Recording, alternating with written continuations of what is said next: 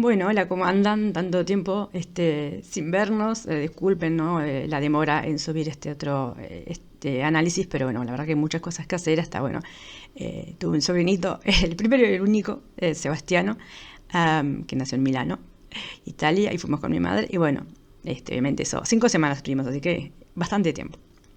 Pero bueno, ya tengo este análisis hecho y además la verdad lleva su tiempo hacerlo. Cuando uno quiere hacer las cosas bien, llevan su tiempo. Y además que uno tiene pila de cosas que hacer, ¿no? Así que bueno, nada, pero por suerte ya, ya lo terminé. Disculpen tanta cháchara. Y bueno, vamos a empezar entonces con el análisis de hoy, que es sobre el almohadón de plumas, el cuento de Horacio Quiroga, archiconocido. Bueno, espero que les guste. Bueno, comenzamos entonces con el análisis de este cuento, El almohadón de plumas, que bueno, sin duda es uno de los más conocidos y estudiados de Horacio Quiroga, archiconocido junto a la deriva. Bien, Horacio Quiroga, ¿qué decir de este escritor? Bueno, tuvo una vida muy particular, para nada envidiable. Empecemos diciendo, bueno, que su nombre completo eso era, porque los escritores, para mí no, es como que son inmortales, ¿no? Por su obra. Entonces, no sé si hablar de ellos en presente o en pasado, la verdad. Bueno, su nombre completo, Horacio Silvestre Quiroga Forteza, nació en Salto, Uruguay, el 31 de diciembre de 1878 y falleció en Buenos Aires, Argentina, el 19 de febrero de 1937, ingiriendo cianuro, se suicidó. Así que bueno, ya ven. Bueno, una moto pasó. Yes. Bueno, fue uno de los maestros del cuento latinoamericano. Y bueno, fue uno de los miembros, ¿sí? de la generación del 900 o modernista de acá del Uruguay, que también fue fue una época de oro de las letras uruguayas. En fin. Bueno, como decía, su vida estuvo marcada por tragedias. Para empezar, ya cuando nació, a los 2 meses, su padre falleció en un accidente de casa. Y después le pasaron muchísimas cosas más. Como siempre digo, para profundizar en la vida de Quiroga, busquen, googleen, en fin, porque realmente es muy interesante y bueno, nada, no es el objetivo de hablar de Quiroga. Pero tuvo muchísimas muertes, ¿no? de gente que la amaba, y además también no le fue nada bien en el amor, ¿verdad? También las 2 relaciones más importantes, cuando estuvo casado, terminaron también mal, así que bueno, inclusive sus hijos mayores también se suicidaron, ¿no? La hija Agle un año después de su muerte, y el hijo creo que en 1957 también se suicidó. O sea, horrible. Y bueno, por eso es que él, verdad, es que está obsesionado con el tema de la muerte, ¿no?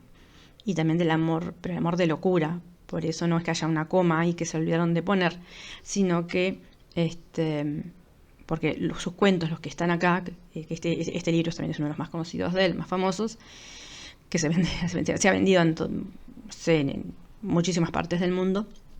Ven que no tiene coma, y es adrede, porque es cuentos de amor de locura. O sea, no es amor así que todo romántico, que termina todo lindo, todo bien. No. Es amor de locura. O sea, ahí nos dice que no va a tener un buen final, ni siquiera los cuentos que traten sobre amor. Y bueno, y de muerte, que ya habíamos hablado. Y bueno, eso, ¿no? Pertenece este cuento al libro, ¿no? que dijimos recién, que fue publicado en 1917. Bueno, empezamos con el título, El almohadón de plumas. ¿Se acuerdan que ya habíamos hablado sobre esto? En cuanto a que, bueno, los títulos podemos clasificar en emblemático, epónimo y simbólico. En este caso es emblemático. ¿Por qué? Porque adelanta un aspecto de la trama, ¿sí? En este caso el almohadón de plumas, que es el que causa a la larga la muerte de Alicia. Bueno, El almohadón de pluma, su estructura interna, tiene 3 momentos, ¿sí? Lo hemos dividido en 3 momentos que además coincide con la introducción, el desarrollo, nudo y el desenlace o final. Empieza entonces el primer momento, bueno,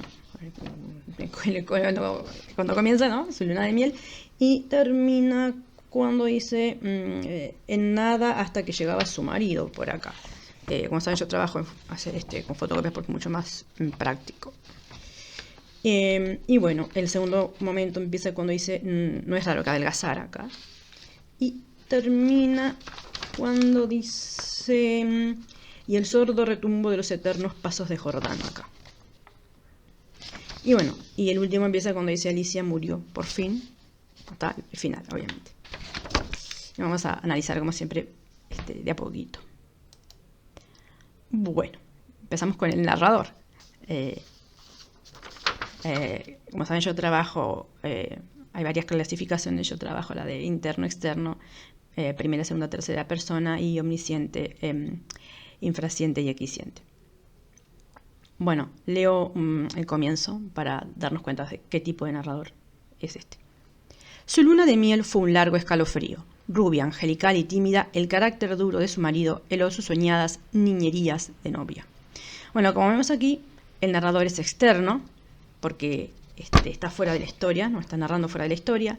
Es tercera persona, porque bueno, narra justamente en tercera persona. Y es omnisciente porque lo sabe todo. ¿Se acuerdan que en otro video cuando yo hablé de los narradores había dicho que bueno, esto proviene del latín, omni significa todo y ciente, ciencia o saber. Entonces en este caso el que sabe todo, el que todo lo sabe. Por eso por ejemplo omnibus, ¿no? También el bus de todos. Justamente, ¿no? Bueno, el narrador omnisciente se caracteriza porque sabe todo lo que les ocurre, lo que piensan los personajes, lo que hacen, en fin, conocen todo sobre la historia y los personajes. Bueno, tiempo y lugar. Supongo que ya habrán leído, ¿sí? Acuérdense que siempre tienen que leer el texto antes de analizarlo, por favor. Es algo que hacen la mayoría, es que no leen los textos y es lo principal si no lees los textos. Además te pueden preguntar una cosa sencilla que si vos lees enseguida respondés, pero si te preguntan algo que pasa simplemente, ¿no? En el texto, una tontería, pero si vos no la sabes, se van a dar cuenta que no estudias, que no lo leíste y eso no gusta para nada. Así que léanlo, por favor. Bueno, entonces, una vez que lo leemos, nos damos cuenta que la acción o los hechos se desarrollan a principios, o sea, no lo dice, pero podemos estimar que aquí seguramente sea a principios del siglo XX o quizás fines del siglo XIX. Bueno, sucede, los hechos en sí suceden en invierno. La pareja se casa, perdón, otra moto. La pareja se casa en otoño, ¿sí? En abril. Y bueno, y la acción de este cuento, ¿no? Ocurre ya pasados los 3 meses, cuando empieza el invierno. Y dura 5 días y 5 noches, que es lo que tarda el insecto en succionar la sangre de Alicia. Y el lugar, bueno, la casa de la pareja, ¿sí? Que es blanca, silenciosa y fría. Ya con eso nos está dando un poco una idea de en qué lugar viven ellos, sí, ya hablaremos. Bueno, si se oyen un ronquido, es que Florecita, mi perrita, está durmiendo.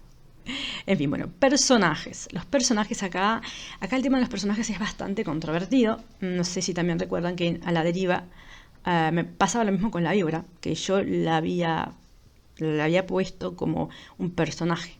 De hecho, el personaje principal, porque además también representaba, desde mi punto de vista, la naturaleza, que la naturaleza obviamente que es un personaje, sin duda.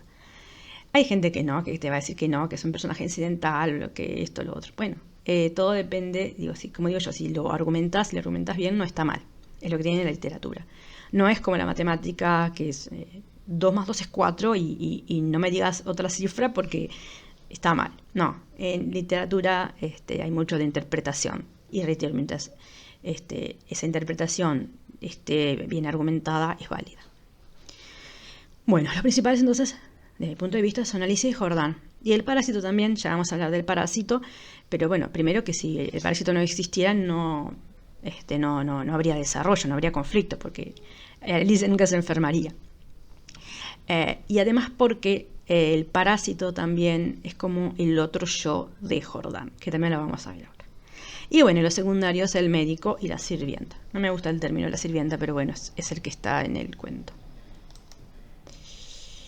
Bueno, ahora sí empezamos con el primer momento, que es la descripción de los personajes y de su casa. Bueno, en fin. Voy a leer el comienzo. Está roncando, en serio que no sabe. Bueno, voy a leer entonces unos fragmentitos. Su luna de miel fue un largo escalofrío. Rubia, angelical y tímida, el carácter duro de su marido heló sus soñadas niñerías de novia. Ella lo quería mucho, sin embargo, aunque a veces con un ligero estremecimiento, cuando volviendo de noche juntos por la calle, echaba una furtiva mirada a la alta estatura de Jordán, mudo desde hacía una hora. Él, por su parte, la amaba profundamente sin darlo a conocer. Muy bien, hasta acá entonces, primero. Bien. El cuento tiene un final abrupto en el sentido de que no explica demasiado nada, si simplemente dice su luna de miel fue un largo escalofrío. No dice había una vez una princesa, no, empieza directamente, ¿no? con esto que nos choca, ¿no? Su luna de miel fue un largo escalofrío. Y bueno, en esto, ¿no? La primera expresión esta que dijimos recién, el término, luna de miel, ¿a qué se asocia siempre? ¿No? A recién casados, a viajes, a felicidad, a alegría, ¿no es cierto? Sin embargo, este término, que tiene tan lindas connotaciones, se vio opacado por esta la expresión, ¿no? Que dice largo escalofrío, ¿sí? Acá, que en el principio bien del fragmento. Y luego empieza, ¿sí? A describirla, física y espiritualmente, ¿no? Alicia, cuando dice, entre otras cosas, que era rubia, angelical y tímida. Bien, seguimos. La grafopeya de Alicia, ¿sí? Recuerden lo que era la grafopeya, la descripción, es como se le dice en literatura, la descripción a la descripción externa de una persona, ¿verdad? Es decir, es alto, tiene ojos marrones, pelo negro, etc. Y etopeya a lo interno, ¿sí? Eso es, yo sé, es lo que, como dice acá, ¿no? Tímida, angelical, sensible, soñadora. Y la grafopeya rubia.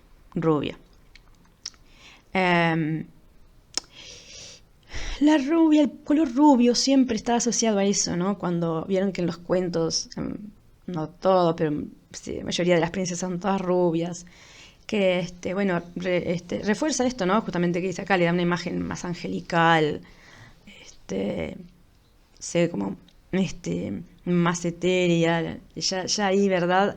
Asociamos lo rubio a lo bueno, ¿no? Por lo general a veces se asocia, no sé, la mala también de algún cuento, más que nada cuentos, ¿no? También puede ser películas, pero más que nada cuentos infantiles, quizás.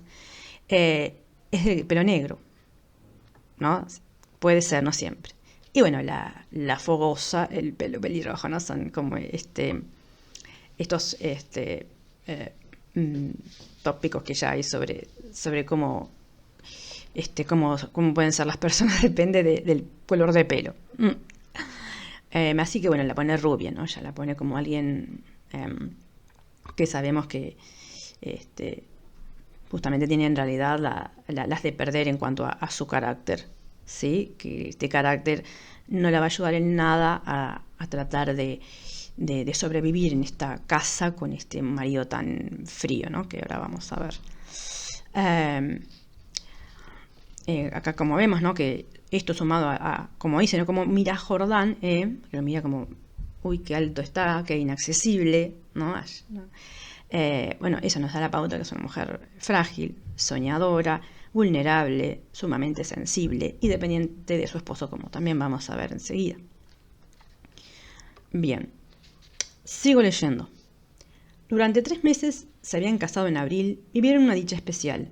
Sin duda hubiera ella deseado menos severidad en ese rígido cielo de amor, más expansiva e incauta ternura, pero el impasible semblante de su marido la contenía siempre. La casa en que vivía influía no poco en sus estremecimientos. La blancura del patio silencioso, frisos, columnas y estatuas de mármol, producía una otoñal impresión de palacio encantado. Dentro, el brillo glacial del estuco, sin el más leve rasguño en las altas paredes, afirmaba aquella sensación de desapacible frío. Al cruzar de una pieza a otra, los pasos hallaban eco en toda la casa, como si un largo abandono hubiera sensibilizado su resonancia. En ese extraño nido de amor, Alicia pasó todo el otoño. Había concluido, no obstante, por echar un velo sobre sus antiguos sueños y aún vivía dormida en la casa hostil, sin querer pensar en nada, hasta que llegaba su marido. Bueno, vemos ahora entonces cómo se describe, ¿no?, a Jordán. La grafopeya lo único que dice es que es alto. Y la etopeya, bueno, nos habla más por lo que dice, ¿no?, que era frío, no expresaba sus sentimientos. O sea, dice que la amaba profundamente, pero no lo dice, no lo expresa. Y es importante. Uno da a veces las cosas como por hechas, ¿no? Como que, no, sabe que me quiere. No, expresalo, porque si vos no me decís, no sé, una palabra cálida, no tenés determinada actitud conmigo, yo puedo interpretar que en realidad no me querés. Así que, por eso, eso es muy importante, hay que expresar. No digo vivir expresando, pero de vez en cuando hay que decirle a la otra persona, ¿no? Te quiero. Bueno, él no lo hacía. Y era frío, ¿no? Y bueno, es un carácter duro, ¿no? No es que fuera malo, tiene un carácter que no era el carácter adecuado, no era el que precisaba a alguien tan sensible como Alicia. Como vemos, los dos personajes son opuestos, ¿no? Lo que sería una antítesis. Y eso, ¿no? Hay una falta de afecto entre ellos, por lo que decíamos recién. Y bueno, esa alta estatura significa, ¿no?, para Alicia una valla insuperable, un obstáculo insuperable, algo que está lejos, que no puede alcanzar.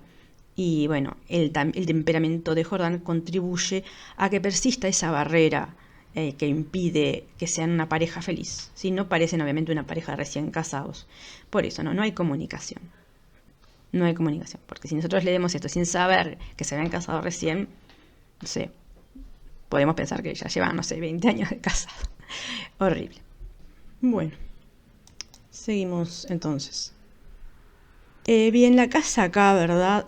Aparece como un lugar ideal para que se dé la acción, ¿no? Recuerden lo que hablábamos recién. Porque, bueno, esa es la descripción, ¿no?, que da el narrador, agudiza el panorama de soledad en donde pasa los días Alicia, ¿sí? El ambiente, como vemos, es opresivo, es una especie de prolongación de Jordán, ¿verdad?, si se quiere. Como vemos por acá, que dice: la casa en que vivían influía no poco en sus estremecimientos. La blancura del patio, silencioso, frisos, columnas y estatuas de mármol, producía una otoñal impresión de palacio encantado. Dentro, el brillo glacial del estuco, sin el más leve rasguño en las altas paredes, afirmaba aquella sensación de desapacible frío. Al cruzar de una pieza a otra, los pasos hallaban eco en toda la casa, como si un largo abandono hubiera sensibilizado su resonancia. Bueno,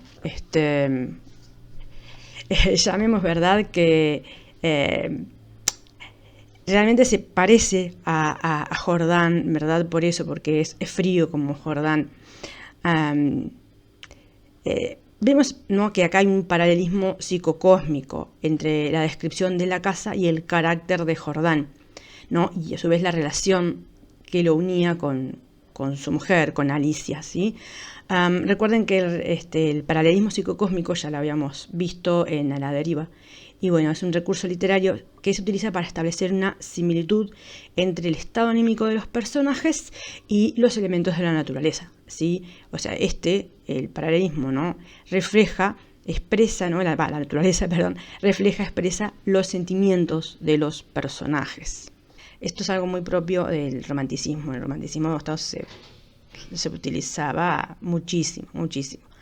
De hecho, nosotros estamos acostumbrados, yo creo que quien no lo ha hecho, de ver una película donde, no sé, una pareja se separa y él sale, no sé, el muchacho, y el tiempo está horrible, ahí llueve, ahí está todo nublado, no sé, relámpagos, ¿no? Y el pobre se moja todo, está todo espantoso, ¿no? Bueno, justamente, ¿no? Porque como está el muchacho después de esa ruptura, horrible, ¿no? Horrible como el tiempo, perdón. Incluso me parece que la lluvia hasta son lágrimas, no son las lágrimas de él. Así que bueno. Y por el contrario, ¿no? Cuando no sé, hay un acontecimiento lindo, bueno, ponen todos pajaritos divinos, colores, ¿verdad? Que a su vez estaría expresando eso, ¿no? La felicidad y que se refleja en la naturaleza. Bueno, nada, la casa, como habíamos dicho. No tiene colores cálidos, que den ganas de quedarse allí, ¿verdad? De vivir ahí, de llamarla hogar. Por el contrario, ¿no? La descripción que hace el narrador de la casa nos da una imagen de rigidez, de frialdad, o sea, de ninguna manera a uno le gustaría vivir ahí, ¿no? De hecho, bueno, acá lo vamos a ver, ¿no? Da ganas de, no sé, de irse enseguida, e inclusive hasta parecería perfecta para que filmaran una película de terror ahí. Bueno, el único color que vemos en la descripción de la casa es el blanco, ¿sí? Que junto con la rigidez, ¿no? de la construcción, no recuerden lo de que decía, bueno, que los mármoles, el friso, ¿verdad? Que eran blancos. Nada, daban imágenes de mausoleo, ¿sí? O sea, falta vida ahí. Mausoleo, bueno, es el lugar donde no entierran, bueno, depositan ahí los muertos, ¿no? En un mausoleo no cualquiera va a ir a un mausoleo, sino, bueno, una persona, entre comillas, importante. Pero bueno, nada, ahí obviamente reina la muerte, no la vida, en un mausoleo. Bueno, los que vivimos acá en Montevideo, creo que en la escuela, ¿no? Por lo menos cuando yo iba a la escuela, era un paseo seguro, ¿no? En algún momento ir al mausoleo de Artigas, donde estaban los restos de Artigas, así que ya ven. Bueno, continúo, ¿no? Eso, las paredes limpias y brillantes, sin ninguna mancha o rayón, son un ejemplo de esto, ¿no? Porque si hay vida, no sé, en una casa, yo qué sé, las paredes, tarde o temprano se estropea, hay no sé, un rayón, manchas, algo, pero eso que significa que hay vida, que vive gente ahí. En cambio acá vemos que no, que están impolutas, ¿por qué? Porque no hay nadie ahí. Entonces están como el primer día, todas pintaditas divinas. Y bueno, eso, las paredes altas, ¿no? ¿Se acuerdan cuando leíamos, verdad, que Alicia decía, ¿no? que miraba a Jordán y lo encontraba alto, ¿verdad? Acá como dice, ¿no? Que ella no echaba una furtiva mirada a la alta estatura de Jordán, mudo desde hacía una hora. Ahí vemos, por eso también, un paralelismo entre Jordán, lo que decíamos, y esas paredes tan altas, tan inaccesibles. De eso se trata. Bueno, unos perritos ladrando. Bueno, seguimos. Bueno, uno de los materiales, ¿sí? de la construcción de la casa es el mármol. El mármol también, no sé si alguna vez tocaron algo de mármol, una estatua, lo que fuere. Y bueno, es verdad que es un material súper duro y muy frío, la verdad, el mármol. Y bueno, nuevamente es también, en realidad es igual que Jordán también. Y bueno, eso se reafirma la idea de la frialdad en la casa con el sustantivo glacial, que glacial, o sea, más frío que un glacial. Y bueno, nada, en un hogar de recién casados donde con el hogar debe ofrecer calor a quienes viven ahí, se insinúa lo opuesto, ¿no? Un lugar frío propio de los muertos. Y bueno, eso da una otoñal impresión de palacio encantado, dice, en un momento. sería eso, ¿no? Un lugar donde la realidad y los sueños se confunden, que es lo que le va a pasar luego a Alicia. ¿De acuerdo? Bueno. Y nada, el otoñal, ¿no? De otoño. El otoño, bueno, justamente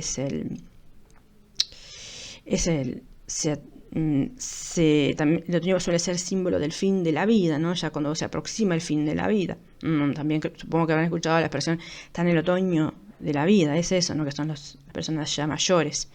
¿Qué quiere decir en el otoño? Que bueno, después viene el invierno, o sea, ya está, lamentablemente fallecen. O nuevamente eso, ¿no? La insinuación de la muerte, lamentablemente.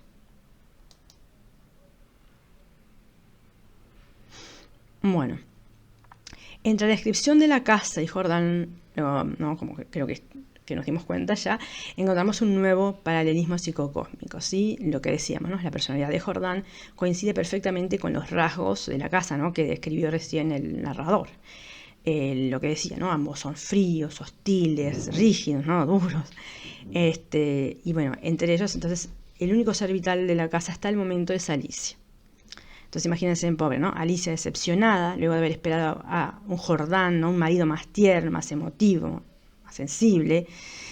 Nada, cae en el abandono de sí misma, que es cuando uno se abandona, cuando uno ya no quiere nada, estás deprimido, ya no tenés prácticamente ganas hasta ni de vivir, ¿verdad?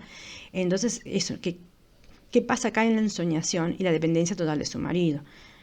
Nos suele pasar cuando a veces algo no nos gusta o estamos muy mal, como que, bueno, tendemos a fantasear, por ejemplo, ¿no? En otro lugar, en hacer otra cosa, en irnos de esa realidad. Bueno, hoy en día, no sé, ver películas, estar en internet, no sé, etcétera, etcétera. Bueno, vemos que el cuento, ¿sí? Desde el punto de vista del espacio, se limita a la casa, ¿sí? Jamás vamos a ver salir a Alicia a la calle, ¿no? O sea, ni a visitar a nadie, ni recibir amigos. O sea, no se relaciona para nada con el mundo exterior. Y bueno, comienza a estar más débil cuando comienza, ¿no? Cuando ve la falta eso del contacto con la realidad, ¿sí? Con el mundo verdadero.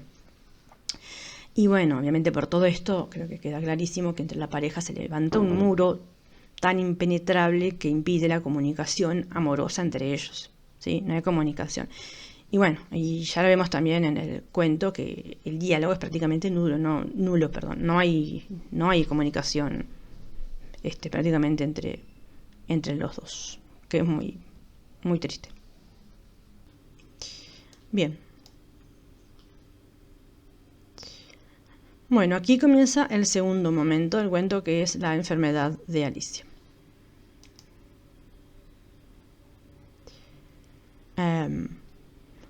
Bueno, comienzo a leer. No es raro que adelgazara. Tuvo un ligero ataque de influenza que se arrastró insidiosamente días y días. Alicia no se reponía nunca. Al fin una tarde pudo salir al jardín apoyada en el brazo de su marido. Miraba indiferente a uno y otro lado. De pronto Jordán, con honda ternura, le pasó muy lento la mano por la cabeza y Alicia rompió enseguida en sollozos, echándole los brazos al cuello. Lloró largamente, todo su espanto callado, redoblando el llanto a la más leve caricia de Jordán. Luego los sollozos fueron retardándose y aún quedó largo rato escondida en su cuello, sin moverse ni pronunciar palabra. Fue ese el último día que Alicia estuvo levantada. Al día siguiente amaneció desvanecida. El médico de Jordán la examinó con suma atención, ordenándole calma y descanso absolutos. No sé, lo dijo Jordán en la puerta de calle. Tiene una extraña debilidad, no me explico, y sin vómitos, nada. Si mañana se despierta como hoy, llámeme enseguida, ¿no? Dijo el médico. Al día siguiente, Alicia amanecía peor. Hubo consulta. Constatóse una anemia de marcha agudísima, completamente inexplicable. Alicia no tuvo más desmayos, pero se iba visiblemente a la muerte. Todo el día el dormitorio estaba con las luces prendidas y en pleno silencio. Pasábanse horas sin que se oyera el menor ruido. Alicia dormitaba. Jordán vivía casi en la sala también, con toda la luz encendida. Paseábase sin cesar de un extremo a otro con incansable obstinación. La alfombra ahogaba sus pasos. A ratos entraba en el dormitorio y proseguía su mudo vaivén a lo largo de la cama, deteniéndose un instante en cada extremo a mirar a su mujer. Bueno, aquí en este fragmento, hay muchísima, como todo es información. Decía, ¿no?, que acá comienza obviamente el desarrollo nudo. Y bueno, vemos que, bueno, como empiezan diciendo que tuvo un ataque de influenza, entonces estaba débil. Entonces Jordán la sacó a pasear, ¿verdad? Como dice acá, al jardín, apoyaba en el brazo. No es la única vez, además, que vemos que sale de la casa, ¿no?, al jardín. Donde eso, ¿no?, el jardín, plantas, flores, eso simboliza vida, ¿no? Y bueno, ella al ver, no sé, cómo sucedía algo fuera de lo común, lamentablemente, ¿no?, donde él le demuestra cariño, ternura, que es lo que en realidad ella siempre quiso y quiere. Bueno, es como que, bueno, fue muy fuerte para ella toda esa emoción, ¿verdad? Y bueno, se puso a llorar, justamente por eso, ¿no?, porque tenía hambre de cariño, de amor, y bueno, es en ese momento donde ella se libera emocionalmente, ¿sí? Por eso, ¿no?, como dice acá, ¿verdad? No. Vemos que cuando logra por un momento abandonar ese estado de postración, eso, ¿no?, bueno, se ve la dependencia que tiene, ¿no?, de su marido, ¿no?, apoyada en el brazo de él. Pero es una dependencia obviamente anímica, ¿no?, o sea, emocional. Alicia exterioriza entonces su angustia, eso, ¿no?, al ser acariciada, como dijimos, por Jordán, y al echarle sus brazos al cuello. Bueno, eso, ¿no?, lo que decía, ¿no?, tiene una gran necesidad de cariño de él, ¿no?, que él le demuestre todo eso. Y eso, se libera emocionalmente. Bueno, el otro día, ¿sí?, al ver que amaneció desvanecida, ¿no?, Jordán, al ver esto, acude un médico a verlo, ¿no? Y que, como vimos recién, el médico se desconcierta al no encontrar una explicación a la enfermedad. No tiene idea de qué es lo que le pasa, por qué está tan mal. Y bueno, al ver que no mejoraba, entonces el médico regresa al día siguiente, ¿sí? Y bueno, es acá cuando el narrador adelanta el desenlace final de Alicia, ¿no?, cuando dice se iba visiblemente a la muerte, ¿no? Nos está dando pistas constantemente el narrador. Bueno, como vemos, ¿no?, acá dice, constatóse una anemia de marcha agudísima, completamente inexplicable. Eso, ¿no? Alicia no tuvo más desmayos, pero se iba visiblemente a la muerte. Eso, ¿no? Lo que sabían era que tenía una anemia, ¿sí? Que la anemia física, ¿sí?, de Alicia fue antes una anemia espiritual, ¿sí? Ella estaba hambrienta ¿de qué? De afecto, de vida conyugal. Que recién ahí, cuando el marido, Jordán, la vio que estaba tan mal, ahí fue la única vez en donde la sacó al jardín y la acarició y le mostró ternura y bueno, que la amaba, ¿no? Fue el único momento, quizás ya un poco tarde. Bueno, y bueno, vemos, ¿sí?, los síntomas de esta enfermedad, que todavía no sabemos qué la causa, ¿no?, qué es esa enfermedad y cómo va evolucionando. Primero, un ataque de influenza, ¿sí?, de gripe. Luego, bueno, adelgaza, ¿no?, justamente por eso. Tiene desvanecimiento, se desmaya, anemia. Y luego vemos, ¿verdad?, que alucinaciones, debilidad, y luego, bueno, pérdida de conocimiento, ¿sí? Como, vemos acá, perdón, se me fue. Como vemos acá. En fin. Sigo leyendo. Los médicos volvieron inútilmente. Había allí delante de ellos una vida que se acababa, desangrándose día a día, hora a hora, sin saber absolutamente cómo. En la última consulta, Alicia yacía en estupor mientras ellos la pulsaban, pasándose de uno a otro la muñeca inerte. La observaron largo rato en silencio y siguieron al comedor. Psst, se encogió de hombros desalentado el médico de cabecera. Es un caso inexplicable. Poco hay para hacer. Solo eso me faltaba, resopló Jordán, y tamborileó bruscamente sobre la mesa. Bueno, lo que decíamos recién, ¿verdad?, de los síntomas de la evolución, ¿verdad?, que luego, bueno, alucinaciones, debilidad, pérdida de conocimiento y, bueno, finalmente la muerte. Y bueno, ven que anteriormente estábamos leyendo, ¿no?, cuando el narrador, bueno, describe cómo Jordán se mueve de un lado al otro ahí en la casa, en las noches, cuando solamente hay una luz ahí encendida, ¿verdad?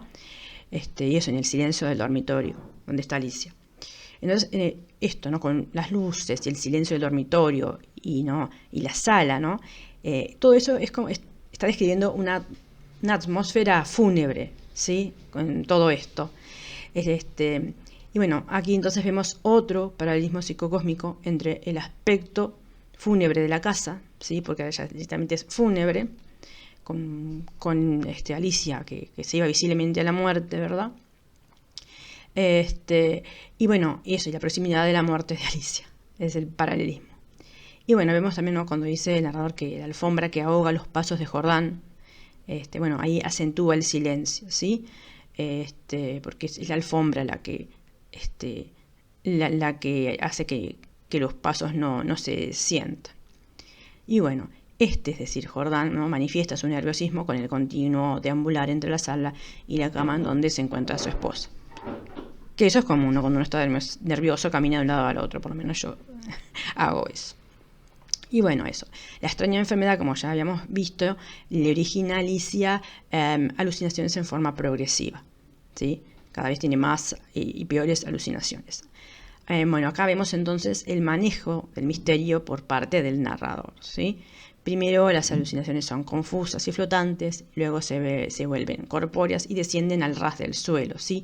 Las alucinaciones, pasan del espacio aéreo, ¿sí?, al terreno y hunden al lector en una mayor incertidumbre, ¿no? ¿Qué clase de enfermedad tiene Alicia, ¿no? Porque, ¿qué es esto de las alucinaciones? ¿Por qué? Algo acá pasa, ¿verdad? Cada uno está más intrigado de qué es lo que le pasa, porque esto de tener alucinaciones de esta manera no es algo que se vea muy seguido. Bueno, la causa de la anemia obviamente sigue sin ser descifrada. Y bueno, y Alicia entonces, ¿qué pasa? Entra en coma. Y los médicos regresan para atenderla, bueno, y acá también vemos que dice que poco hay para hacer. ¿Sí? Es un caso inexplicable. ¿Y qué hace entonces? Jordán dice, no, solo eso me faltaba, y tamboriló bruscamente, ¿no?, sobre la mesa. Este comportamiento, ¿no?, es bastante llamativo porque esto, ¿no?, refleja el carácter bastante egoísta de Jordán, porque vieron que en vez de, no sé, de decir pobre Alicia que se muere, dice solo eso me faltaba, ¿no? O sea, piensa en él, en todo, bueno, en todos los obstáculos que esto le va a poner en su vida, ¿no? En todo lo que se modificará su mundo. Piensa en él, en lo que a él, ¿verdad?, le puede afectar todo esto. En fin, bueno. Y acá vemos, sí, bueno, eso, que se muestra la noche, obviamente, como propicia para esto, ¿no? Para que la enfermedad se agudice. También otro elemento que genera también más suspenso, ¿no? Y bueno, y la joven queda eso, ¿no? Nuevamente, ¿no?, sumergida en un mundo lleno de pesadillas. O sea, vive todo el tiempo teniendo pesadillas. Y bueno, acá entonces encontramos un nuevo paralelismo psicocósmico, ¿no?, entre eso, el aspecto fúnebre de la casa, ¿no? Vieron que dice, las luces continúan fúnebremente encendidas, ahí lo dice directamente el narrador, en el dormitorio de la sala, en el silencio agónico de la casa, ¿no? Y bueno, y la enfermedad de Alicia y su próxima muerte, ¿no?, que constantemente, por todos lados aparece la muerte. Y bueno, nada, eso, el aspecto de la casa obviamente refleja el desenlace, lamentablemente, de Alicia. Y bueno, eso, hay muchas pistas que adelantan el desenlace. Acá las que creo que son más importantes, no sé si me olvidé alguna, es bueno, primero que Alicia no quiere que le toquen el almohadón. Extraño ya eso, dice, el almohadón, qué raro, ¿no? Por algo menciona eso, perdón, por algo menciona eso el narrador, ¿no?, que no quiere que le toquen el almohadón, qué raro. Después, bueno, eso, alucinaciones con una criatura antropoide, es decir, con forma humana. Y luego, bueno, de noche avanza la enfermedad, ¿sí? Y de día se detiene. Al principio, ¿no? Y luego, bueno, la pérdida excesiva de sangre, ¿no?, que lleva a la anemia. Eso ya nos está dando pistas de qué será lo que enfermó a Alicia, ¿no es cierto?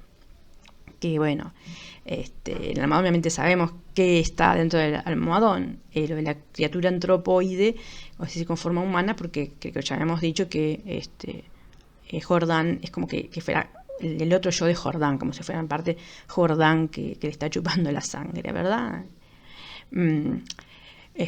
todo metafóricamente hablando, obvio. Y bueno, eso, de noche avanza la enfermedad al principio, ¿por qué? Porque era cuando ella se acostaba, ¿no? Y le chupaba, y luego el día se detenía, hasta que cuando tuvo la gripe, al permanecer todo el día acostada, y entonces el parásito entonces constantemente obviamente le estaba chupando la sangre. Y ahí es donde cayó enferma totalmente. Y eso, no la pérdida excesiva de sangre, no, que es la anemia, porque este insecto, este parásito, perdón, es el que le está quitándole la sangre, la vida, ¿no? ¿Qué es eso? Bueno, y ahora sí nos encontramos con el tercer y último momento, que es la muerte de Alicia y el descubrimiento de la causa de su enfermedad. Bueno, antes que nada, entonces, voy a leer el último momento, así que voy para atrás mejor. Ahí va. Bueno, leo. Alicia murió por fin. La sirvienta, cuando entró después de deshacer la cama, sola ya, miró un rato extrañada el almohadón. «Señor», llamó a Jordán en voz baja, «en el almohadón hay manchas que parecen de sangre». Jordán se acercó rápidamente y se dobló sobre aquel.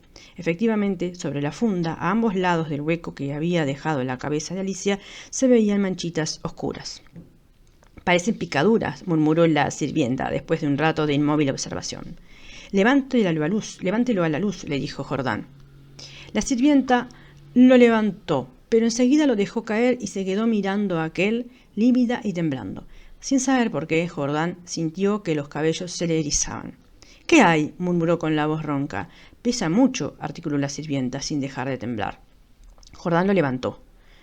Pesaba extraordinariamente. Salieron con él y sobre la mesa del comedor Jordán cortó funda y envoltura de un tajo. Las plumas superiores volaron y la sirvienta dio un grito de horror con toda la boca abierta, llevándose las manos crispadas a los bandos. Sobre el fondo, entre las plumas, moviendo lentamente las patas velludas, había un animal monstruoso, una bola viviente y viscosa. Estaba tan hinchado que apenas se le pronunciaba la boca. Noche a noche, desde que Alicia había caído en cama, había aplicado sigilosamente su boca, su trompa, mejor dicho, a las sienes de aquella, chupándole la sangre. La picadura era casi imperceptible. La remoción diaria del almohadón sin duda había impedido al principio su desarrollo, pero desde que la joven no pudo moverse, la succión fue vertiginosa. En 5 días, en 5 noches, había el monstruo vaciado a Alicia. Estos parásitos de las aves, diminutos en el medio habitual, llegan a adquirir en ciertas condiciones proporciones enormes.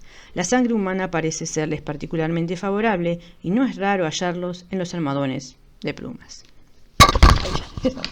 Buenísimo, la verdad, el final de este cuento. Bueno, ¿qué sucede? Es aquí cuando se produce, obviamente, bueno, que ya sabemos, esto no es ningún misterio, la muerte de Alicia. Y acá aparece un nuevo personaje, que es la sirvienta. Ya desaparecida Alicia, entonces, bueno, la atención obviamente se centra ahora en el almohadón, ¿no? Por lo que hemos visto. Notamos que, bueno, que la ausencia de Alicia es reciente, ya que, bueno, dice a ambos lados del hueco que había dejado la cabeza de Alicia. Y aquí es cuando aumenta el misterio, la expectativa, ¿no?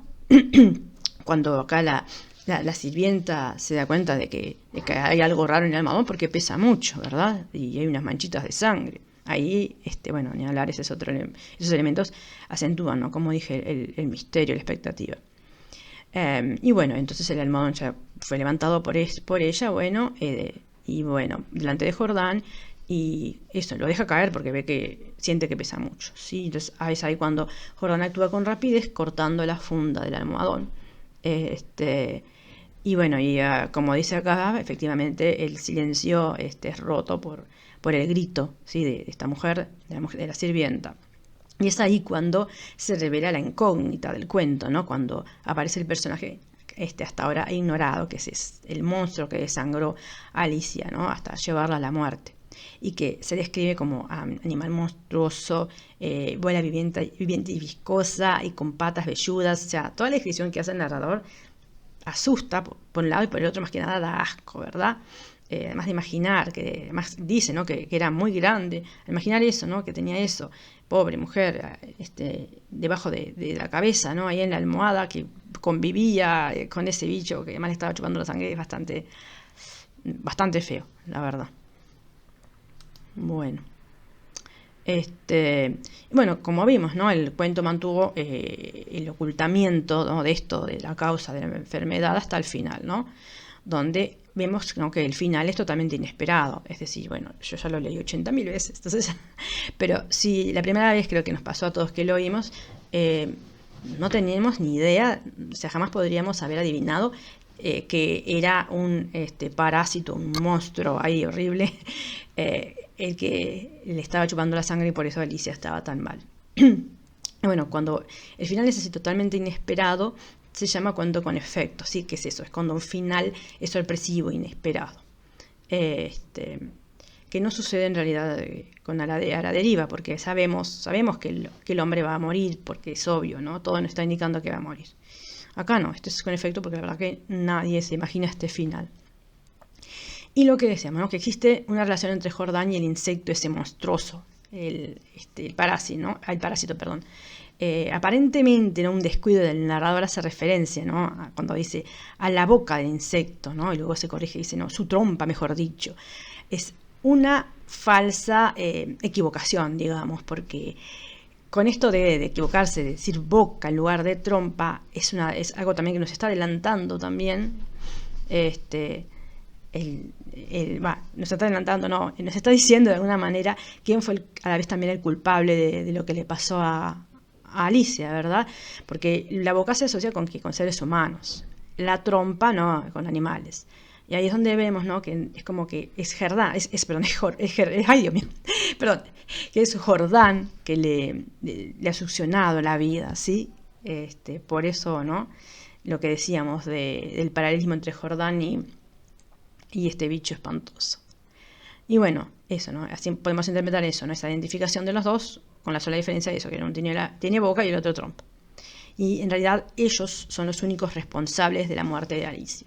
Jordán, con su indiferencia, con su dureza, le fue consumiendo la vida a Alicia, al igual que el monstruo, ¿no? El monstruo chupándole la sangre. Y esto es lo que había dicho anteriormente, que también se interpreta que el parásito simboliza a Jordán, ¿sí? Que es él quien lo está matando.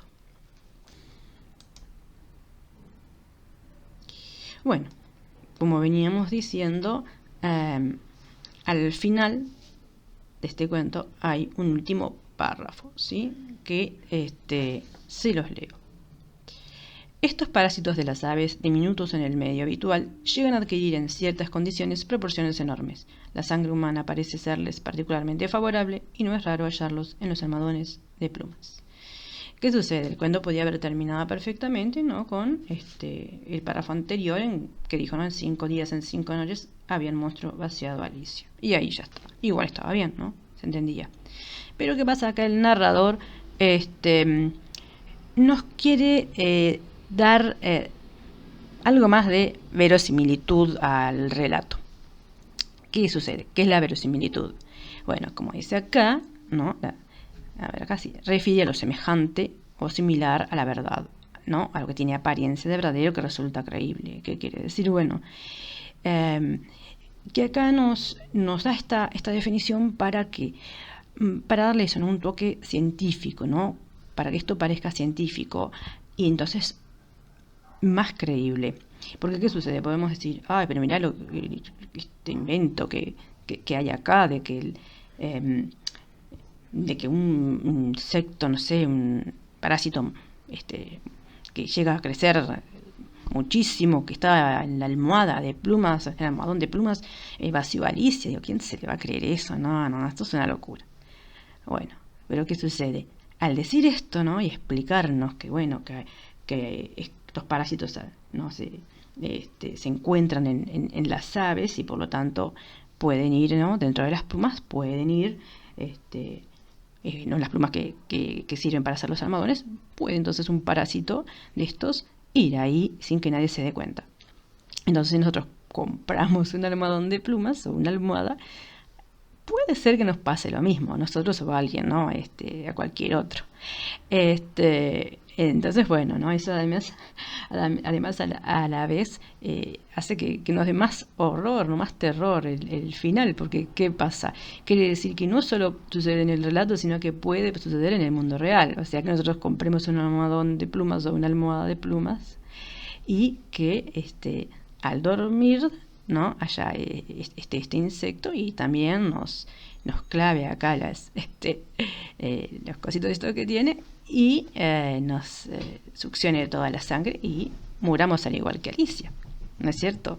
Y bueno, entonces esto es algo que reitero que hace además mejor, ¿no? Más interesante a este relato. Así que bueno, imagínense, ¿no? Después de esto yo creo que nadie va a comprar nunca más una almohada si le diste esto, una almohada o un almohadón de plumas, porque mira si tenés esa suerte. Bueno, el ruido que sintieron recién es de Florcita. Bien. Bueno, ahora comparando, ¿se acuerdan de la deriva? Con este cuento. Los dos se tratan, ¿sí? De la muerte. ¿Sí? Estamos en presencia de la muerte, pero ¿qué sucede? Se da de dos formas distintas, porque en la deriva el desenlace del cuento es la muerte del personaje principal de Paulino, ¿no? Que lucha por sobrevivir hasta el final, pero lamentablemente el veneno logra matarlo. En cambio, en el almohadón de plumas, la muerte no es el desenlace como habíamos visto, ¿verdad?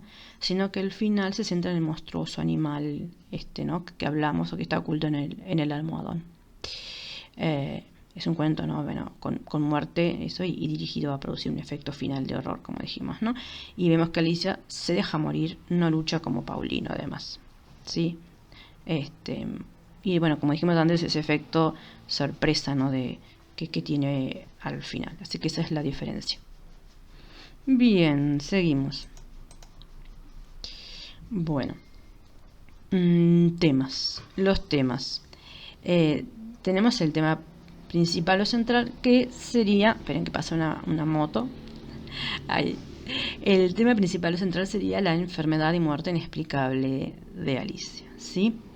Hay gente que, bueno, hay algunos que consideran que es la muerte el tema, ¿no? Pero yo creo que además de eso, en realidad lo principal es eso, ¿no? Que habla el tema, ¿no? Es esto, ¿no? La muerte y la enfermedad y muerte inexplicable de Alicia.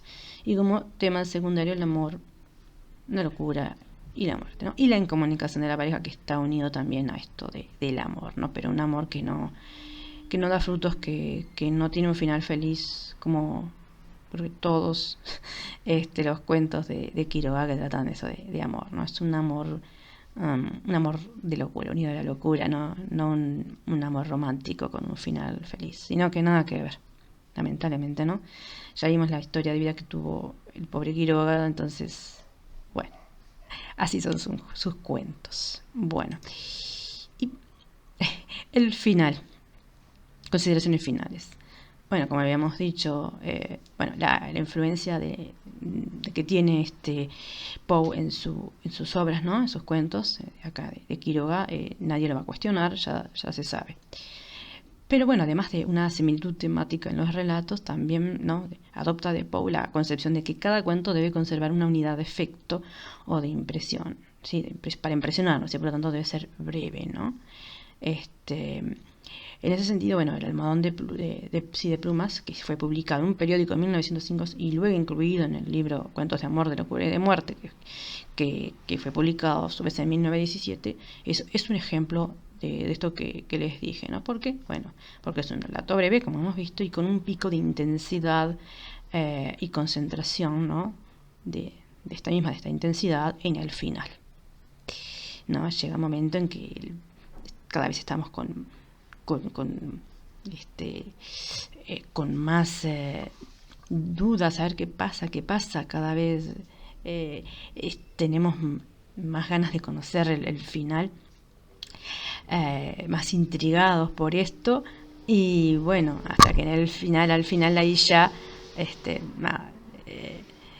llega eso, el momento culminante donde está se concentra toda esa intensidad en el final. Bueno, Y ahí sí termina el análisis de este cuento que, bueno, espero les haya servido y bueno, cualquier duda, consulta, comentario, me lo dejan por acá.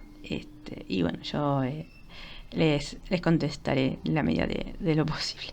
Y bueno, nada, esperemos vernos en otro análisis y nada, pasen bien.